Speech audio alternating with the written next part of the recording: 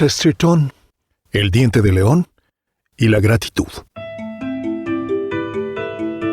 Hoy quiero leerte un texto de un brillante escritor llamado G.K. Chesterton, G.K. Chesterton, famoso por las aventuras del Padre Brown y un gran thriller metafísico llamado El hombre que era jueves, estupenda novela. Chesterton fue periodista, ensayista, humorista, novelista, cuentista, polemista y comentarista social. Nació en Londres en 1874. Sus ensayos abordan todo tema imaginable, y no en vano una de sus primeras antologías se llama Considerándolo Todo, porque habla allí de la política de sus días, de ideas, arte, cultura popular, religión, el barrio en que vivió, y hay allí también una pieza muy amena llamada Lo que hallé en mi bolsillo, que me hizo recordar, pero en broma, el Aleph de Jorge Luis Borges, quien, por cierto, era devoto admirador de Chesterton. La prosa y la riqueza del pensamiento de Chesterton son deslumbrantes, tan grandes que hay que enfrentarlo a sorbos. Vas leyendo de hallazgo en hallazgo y con la boca abierta, porque su mente está llena de luces y colores. Este pasaje que te leo es del último capítulo de su autobiografía y tiene que ver con una de las mayores virtudes humanas y el primer paso que todos debemos dar para ser felices en la vida. Ser agradecidos. Sentir profunda, transformadora gratitud. Incluso por esas pequeñas florecillas que llamamos dientes de león y que aparecen por sí mismas en los llanos y que soplamos o pisoteamos sin prestarles ningún respeto ni atención.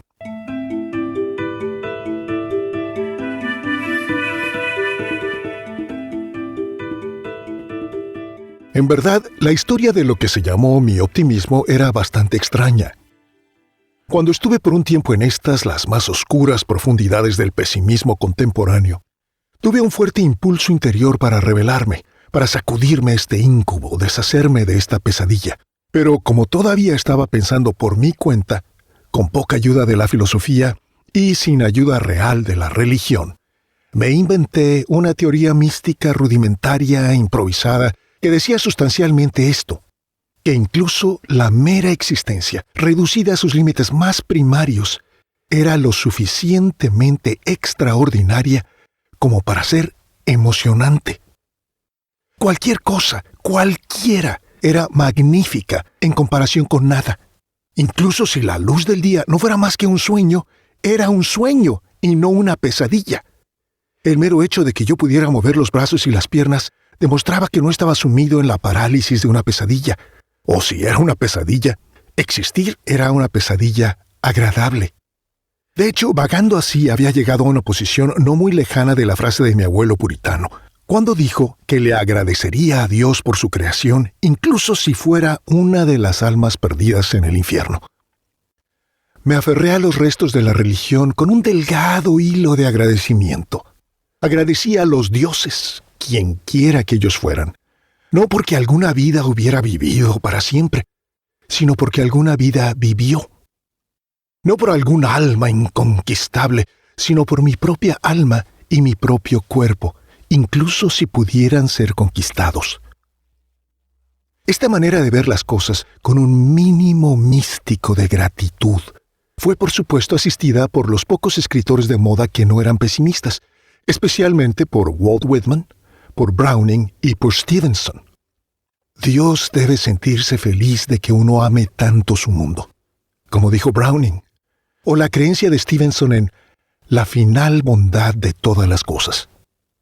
Lo que quería decir, ya sea que haya logrado o no decirlo, era esto, que ningún hombre sabe cuán optimista es, incluso cuando se hace llamar pesimista, porque en realidad no ha medido la profundidad de su deuda con aquello que lo creó y le permitió llamarse a sí mismo pesimista o cualquier cosa. Allá en el fondo de nuestro cerebro, por así decirlo, hay un incendio olvidado, una explosión de asombro ante nuestra propia existencia.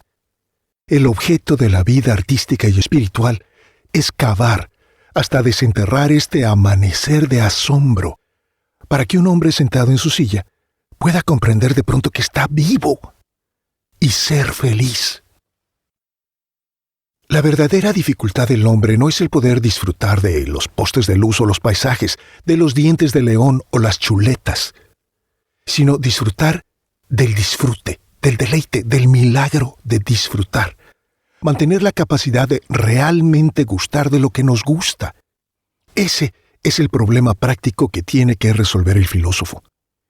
Y me pareció al principio, como me parece ahora al final, que tanto los pesimistas como los optimistas del mundo moderno han pasado por alto y confundido este asunto al dejar de lado la humildad y el agradecimiento de quienes se saben indignos de toda la bondad que reciben. Tanto los felices hedonistas como los infelices pesimistas se empavonan con lo opuesto, que es el orgullo. El pesimista está orgulloso del pesimismo porque piensa que nada es lo suficientemente bueno para él.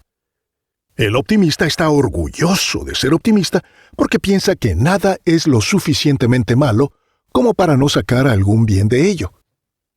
Hay hombres valiosos de ambos tipos, hay hombres con muchas virtudes, pero no solo no poseen la virtud de la que yo estoy hablando, sino que nunca se les ocurrió siquiera pensar en ella. Deciden que la vida no es buena o que tiene mucho de bien, pero no están en contacto con esta noción particular de sentir una enorme gratitud, incluso por un bien minúsculo.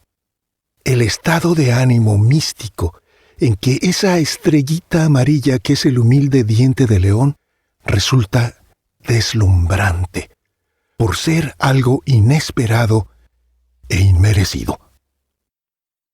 Hay filosofías tan variadas como las flores del campo y algunas de ellas son abrojos y algunas de ellas son abrojos venenosos. Pero ninguna de estas filosofías crea aquellas condiciones psicológicas en las que vi o quise ver por vez primera esa florecilla que es el diente de león. Los hombres se coronan a sí mismos con flores y se jactan de ellas, o se recuestan a dormir sobre las flores y las olvidan, o nombran y enumeran todas las flores solo para cultivar una superflor para el concurso internacional de flores. O, por otro lado, pisotean las flores como una estampida de búfalos, o las arrancan diciendo que no son sino un infantil camuflaje de la crueldad de la naturaleza, o las roen con los dientes para demostrar que son ilustrados pesimistas filosóficos. Pero aquel asunto original con el que yo empecé, que era la máxima apreciación imaginativa posible de la flor, eso es algo en que no pueden sino equivocarse, porque ignoran los hechos elementales de la naturaleza humana. Y en esto, remando salvajemente en todas direcciones, todos ellos, sin excepción, van por el camino equivocado. Desde aquellos días de los que estoy hablando, el mundo ha empeorado a este respecto. A toda una generación se le ha enseñado a decir tonterías en voz alta acerca de que tienen un derecho a la vida, y un derecho a la experiencia, y un derecho a la felicidad. Los lúcidos pensadores que hablan así culminan por lo general su reclamo de todos estos extraordinarios derechos diciendo que no existen ni el bien ni el mal. Es un poquito difícil en tal caso especular cuál es la fuente de donde provienen sus derechos. Yo, por mi parte, me incliné cada vez más hacia la antigua filosofía que dice que los auténticos derechos provienen de la misma fuente de donde proviene el humilde diente de león del que hablábamos. Y me temo que ellos nunca podrán valorar en todo esos derechos, ni tampoco ese diente de león, porque no reconocen su fuente, su origen. Y en este final sentido, el hombre es como un bebé que aún no hubiera nacido, y por lo tanto no tiene aún, ya no se diga el derecho, pero ni siquiera la posibilidad de ver un diente de león, porque él mismo no puede inventarse ni el diente de león, ni la vista para verlo. Me valgo aquí de una imagen tan efímera como un diente de león, simplemente porque es algo tan débil y trivial que los niños lo destruyen de un soplo y lo menosprecian como si fuera un cardo. Lo primero que me dirá el crítico casual es: ¡qué tontería es todo esto! ¿Quieres decir que un poeta no puede estar agradecido por la hierba y las flores silvestres sin tener que conectarlas con la teología? A lo que yo le respondo: sí, en efecto. Quiero decir que un poeta no puede estar agradecido por la hierba y las flores silvestres sin conectarlas con la teología, a menos que pueda hacerlo sin conectarlas con su propio cerebro. Si puede sentirse agradecido cuando no hay nadie a quien agradecerle aquello que lo inspira a estar agradecido, entonces simplemente está siendo irracional por no aparecer ingrato.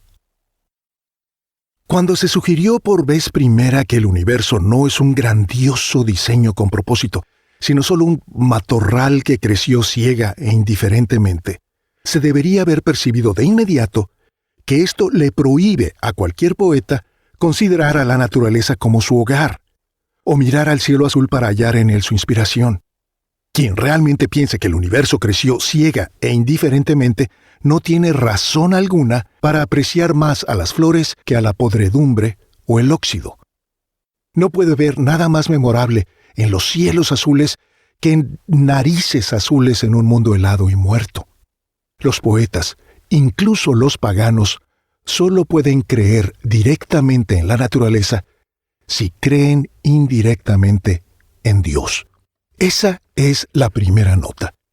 Que este misticismo humano común sobre el polvo o el diente de león o la luz del día o la vida cotidiana del hombre depende y siempre ha dependido de la teología, si es que tiene algo que ver con la razón.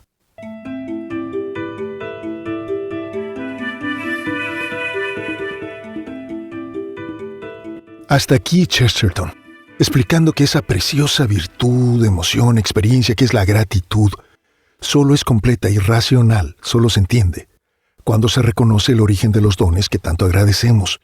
De otra manera, si no hay alguien a quien darle las gracias por lo que recibimos, estamos hablándole al vacío, sin hacer ningún sentido al decir gracias. ¿Gracias a quién? Por eso a Chesterton le parece irracional negar la conexión de la gratitud con alguna teología. Nuestra preciosa y genuina gratitud requiere de un recipiente. ¿A quién le estamos diciendo gracias al sentirnos agradecidos por el amanecer, por la luz y el calor del sol, por un cielo azul, por un paisaje imponente, por el simple y crítico hecho de que estamos aquí, vivos, para contemplar ese amanecer, ese cielo azul, ese paisaje imponente? ¿Le estamos diciendo gracias a la nada? Por supuesto que no. A la nada no se le pueden dar gracias de nada. Le estamos diciendo gracias a la vida, como decía Violeta Parra. Le estamos diciendo gracias a la madre naturaleza o a nuestro propio esfuerzo. Ya vemos pues que, a menos que estemos hablándole al vacío, nuestra gratitud tiene un destinatario. Y por eso estamos comprometidos con una teología. Somos panteístas si le damos gracias al universo, a la vida, al todo. Somos paganos New Age si le damos gracias a la madre naturaleza. Si nuestra gratitud, por otra parte, es solo para nosotros mismos y nuestro propio esfuerzo, pues nuestra religión somos nosotros mismos, como la fuente de todo lo bueno en el mundo. Y no sé cómo hicimos para crear ese amanecer, ese cielo azul, ese paisaje imponente, con nuestros propios esfuerzos, pero sigámosle por ahí que nos quedaron fabulosos. No hay donde esconderse. De todas, estamos comprometidos con una teología, con alguna noción de Dios o lo divino. Y ese es el murmullo radiante que Chesterton nos compartió hoy. Gracias por escuchar. Si te gustó, pulsa el corazoncito, suscríbete y compártelo.